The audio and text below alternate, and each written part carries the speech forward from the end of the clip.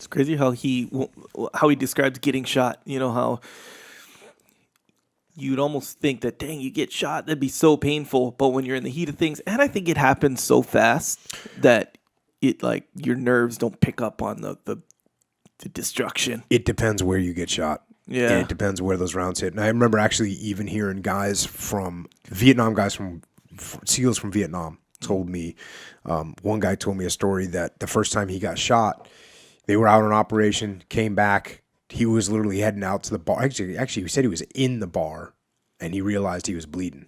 And he looked down, and he'd been shot somewhere in the abdomen. Dang. But, you know, obviously it wasn't that bad, but he had been shot. Yeah, and you can catch a bullet in the wrong place, and it's game over. Mm-hmm. Or you can catch a bullet in the wrong place, and it can just take you off your feet, or you can catch a bullet in the wrong place, and your arm won't move anymore, or there'll be massive amounts of pain. Or you can catch a bullet in the right place, and it goes through and through. It goes in and out very quickly, doesn't hit anything vital, and, you know, you're just kind of lucky. But as far as the pain goes, you think, you know, it's the same thing. You're right. Sometimes it goes through and through, and guys barely even notice it. Right. And sometimes if it hits the wrong spot, it hits a bone or whatever. I mean, it's or like a ricochet, massive pain. Like I hear of stories about. It's gonna sound kind of grotesque, but like girls will get stabbed in the back or something, and they'll be like, "Oh, it felt like." I'm thinking of a particular story I heard where girl got stabbed by an attacker in the back, and she was like, "Oh, it felt like he was just beating me with his fist on my back, and then I felt the warm blood going down, you know." And then later on, they found out. It's like, I don't know, it's weird. It's like it happens so fast or something combined with adrenaline, you don't feel the destruction part of it, you know. And it depends what it hits too. Yeah, man. It does depend what it hits. That's crazy. He says it felt like hot water. That's, you know. Yeah, actually, I had a guy. One of my guys got shot.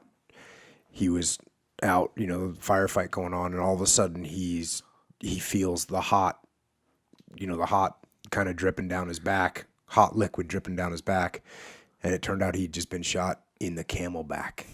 In the camelback. Camelback, you know, those they're like thermoses, they're like canteens, right. Canteen, yeah. But they're soft canteens. You wear them on your back, okay. and it was hot out, so the water in there was heated up, and sure enough, he thought he got shot, but it actually just hit his camelback. Dang, I remember my toenail fell off right in training. Then I stubbed that on a corner, and I almost passed out.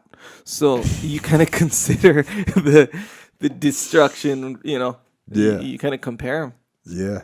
It's almost like taking a bullet would be less painful than ripping out Echo's toenail. Well, my toenail got ripped off, and then so it was jacked up for a few days, and then I stubbed that on the corner of, I think it was like. Well, you got a bunch of nerves in your toes. Yeah. That's where you got fingernails or toenails.